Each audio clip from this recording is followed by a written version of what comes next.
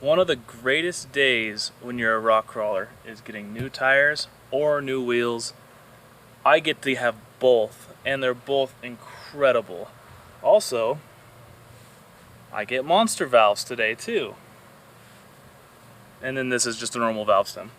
But have a look. This is a 20-inch KMC Hex beadlock. And this guy is a 43-inch DOT Mickey Thompson Baja Pro XS. Today is going to be lit. I'll just let you enjoy the view for a minute.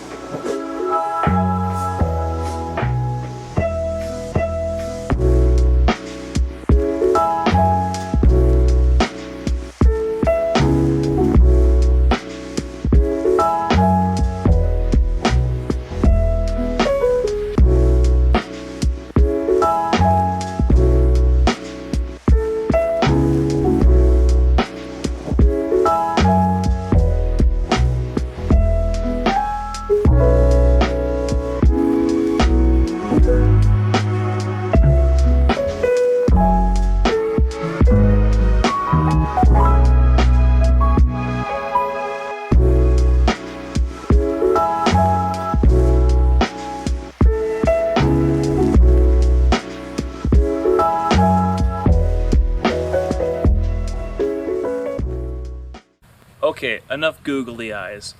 Let's put this stuff together into one unit. First thing I'm gonna do, stick this valve stem in. Easy enough. Take the cap off. Use a little saliva to lube it up. Didn't want to show me spitting on it, but I did.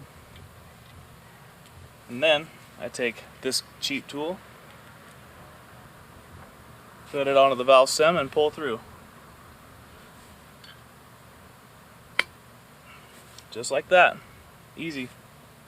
Then off comes the tool. Cap goes back on. Alright, next let's rotate it 180.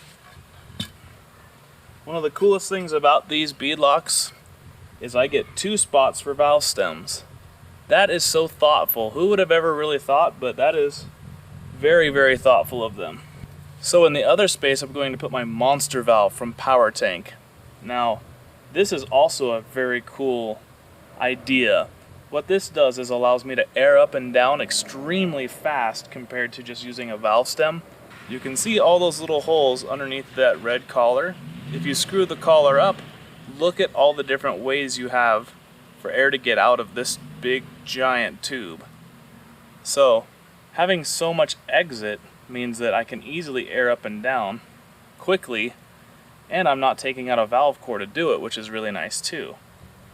Another nice thing is I can monitor the pressure on my other valve stem while I drain air from this so I don't have to keep switching back and forth. Very cool design. It's got a larger Schrader valve than normal, and I can air up faster, especially if I've got the Powertank. So that's in the future, if you can imagine that. Installing one of these is a snap. It comes with this brass nut, it comes with this rubber sleeve, and then a rubber washer at the bottom.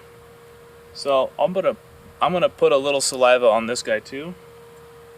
So there we have a little saliva. Now I'm gonna poke this through that hole, and with that rubber sleeve up in that hole, now I'll just toss the monster valve in there. I'll use a little saliva on it too, just so nothing gets injured. Alright. Once the monster valve is in this sleeve, you've got a little blue Loctite they give you from Powertank in a little tube. Squeeze a little of that blue Loctite right in there, and then this threads on to the back side of the monster valve. They also give you this little driver with these little teeth on it to drive that nut down on there. Use a hand driver because you don't want to overdo it, and then just munch it down. Now, there's no reason to go excessively tight here. Just tighten it on until it's snug. With the monster valve installed and my other valve stem installed, let's take out these 4 bolts that hold the ring on.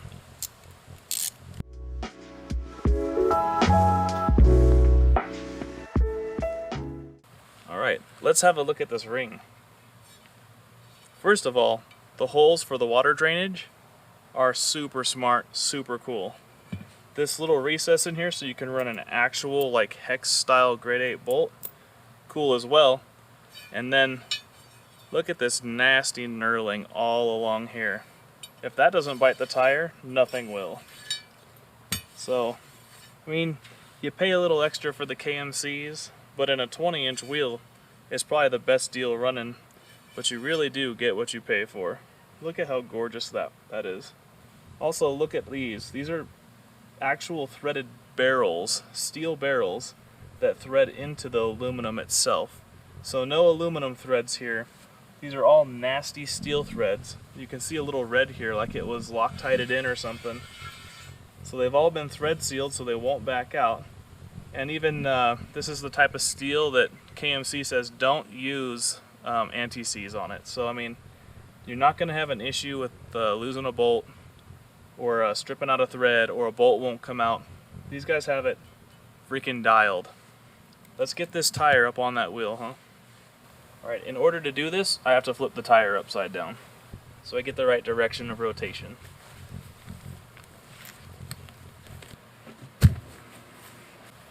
Now what I want to do is just shove the wheel in this face. They say use soap and stuff for this, but I don't really think I'm going to need it. Let's give it a shot without soap.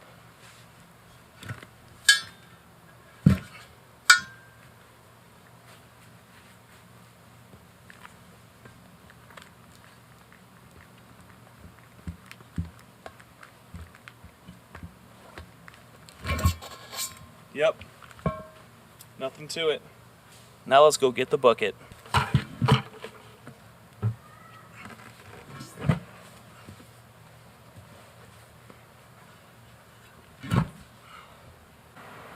Now it's crucial that this bead is concentric with the wheel. So you can kind of see the bead is slumped over a shoulder on the wheel here. I need to take these screwdrivers and walk the bead the rest of the way around the wheel until it's laid into that shoulder.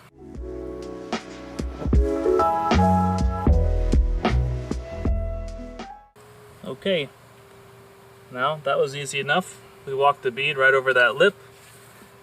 Next step, I'm going to take a dead blow and just make sure that this is fully seated.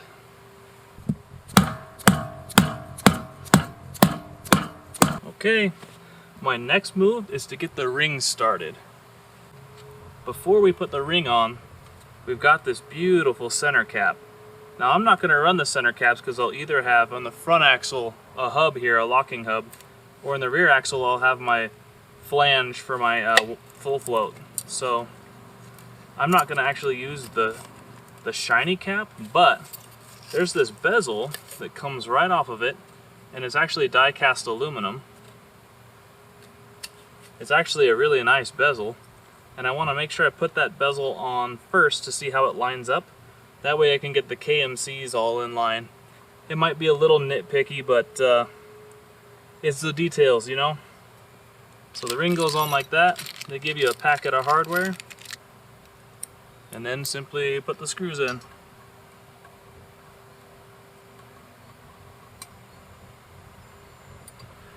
Now with that lovely beauty ring in there, we can see that the KMC lines up with the valve stems. So we're just going to make sure that our KMC lines up with the valve stems and this KMC. Just like so. Now we can begin threading in these gorgeous grade 8 bolts. One of my favorite thing about these bolts, they're standard size. They're a 3/8 coarse thread, so you can get them anywhere. What I'm going to do is just thread these in on 4 opposite corners. Now I'm just going to take one last shot at making sure that this feels centered in the wheel. This particular tire has no shoulder for this to ride into, so I'm just going to kind of get it to where it looks centered, and it should walk its way onto center as I'm doing it. Now I'm just going to lightly screw this down. I don't want to go nuts for sure. This is just to get it started and to start crimping that bead a little bit. Next up is this box of washers and new bolts they give you. So we're going to thread on 4 more washers and bolts.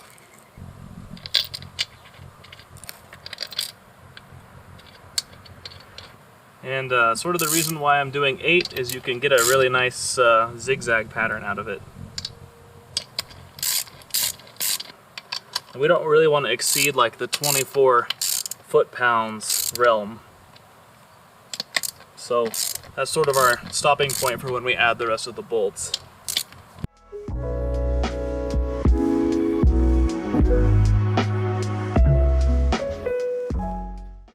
Okay, these have started to kind of get about that 24 foot-pounds tight.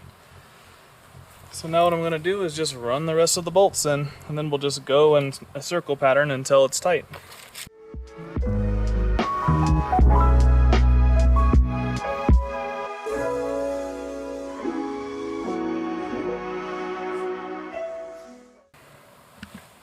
Oh man, if you're an old man like me, that'll break your back. So, next is, I'm going to just go around in a circle and keep tightening them until this ring is tight up against this inner piece, or until I hit 24 foot-pounds.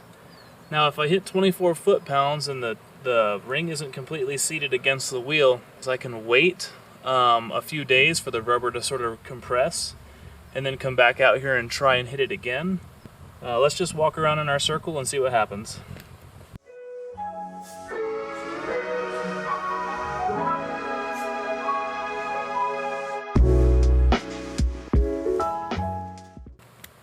Alright, I'm going to give my back a little break and I'll come right back to this.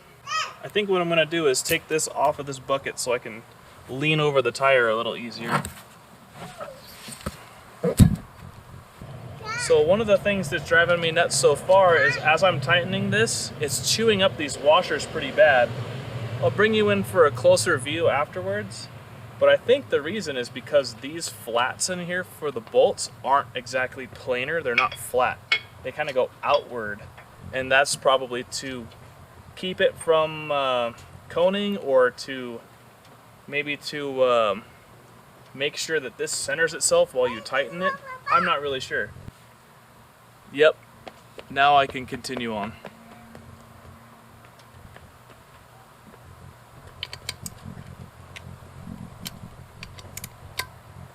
Okay, these are all seeming pretty close to 24 foot-pounds. So I'll come along and hit them with the clicker just to be safe. But I do have quite a bit of gap between the ring and the inner portion of the wheel still. So we'll see what I end up doing about that. Okay, I got this old guy set to 24 foot-pounds.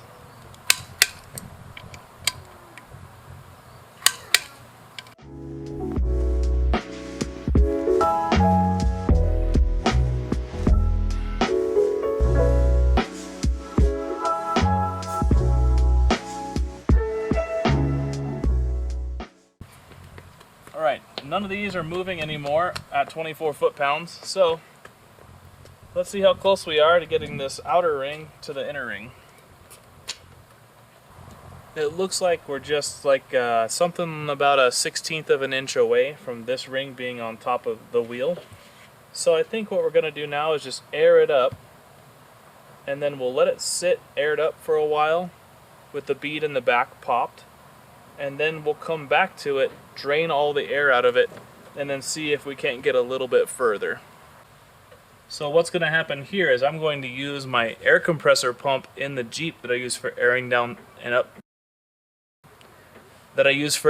tires, and I'm going to air up this tire. I'm going to try and hit like 30 psi. It should take it, but I'm going to clip it in and I'm going to walk away from this ring. That way, in case the ring explodes out, you get killed, but I'm fine.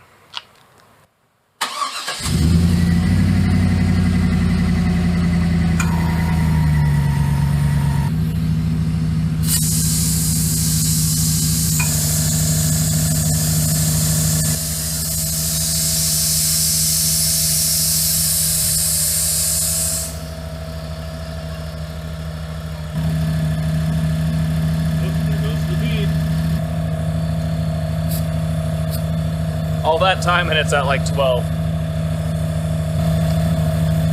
So you can see why I'd like to have a power tank and then use these monster valves with the power tank air chuck for the monster valves to air these things up way faster. Because I'm going to be on the trail for a decade trying to air these suckers up at this rate. Okay, we're like at 30 1/4 according to this cheap tire gauge, so probably right around 30. Amazingly enough, these are the same tire, but look at the difference being aired up makes. The one on the left has no wheel, so no air, and the one on the right is fully aired up to 28 psi. And just look at the difference, the profile of the tire. And they take on a little bit more rounded profile, which will make the tread wear out faster on the street, but man, in the dirt, that rounded profile, it just bites on the side way better. Oh, can we take a minute to just appreciate that view? Oh my gosh. It's just so lovely. And to know that I'll be able to air up and down extremely quick with that monster valve is just a super duper triple double plus. Now let's see how long it takes to air down to just 0 with the monster valve. So the monster valve's over here. I'm going to go ahead and move the tire so you can see it easier. Alright, so here's the monster valve, and again, to get it to bleed air, you just unscrew this red collar.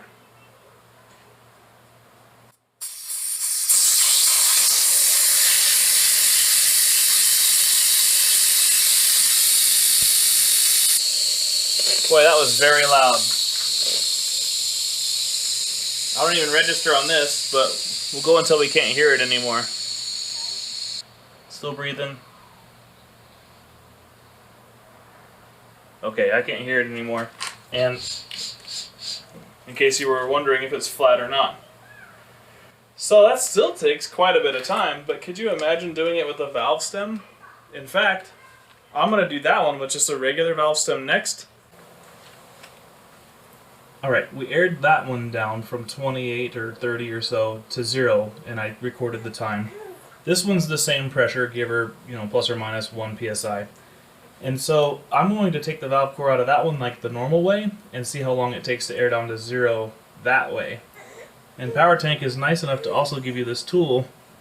This side does the monster valve and this side does a regular valve, so you can kind of see the difference there. So let's take this valve core out and see how long it takes.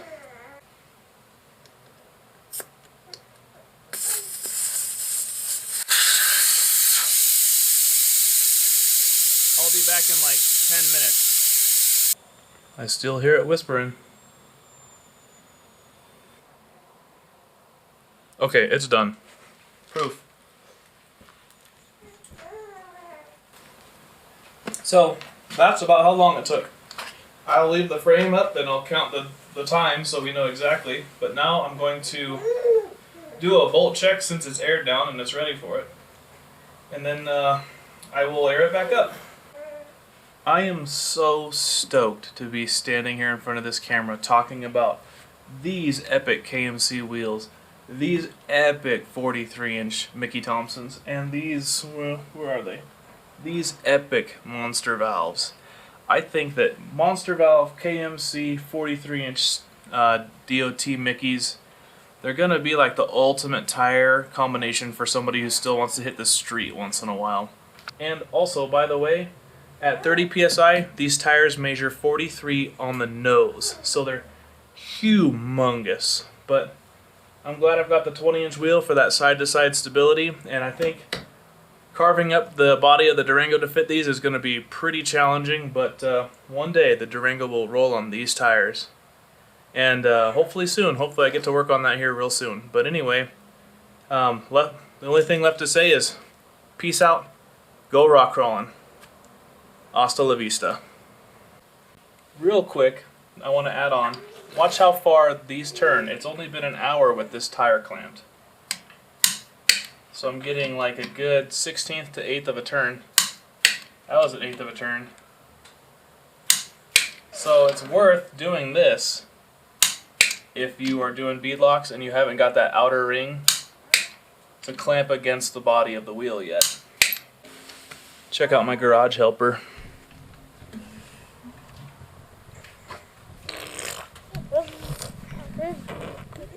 Say it. Don't spray it.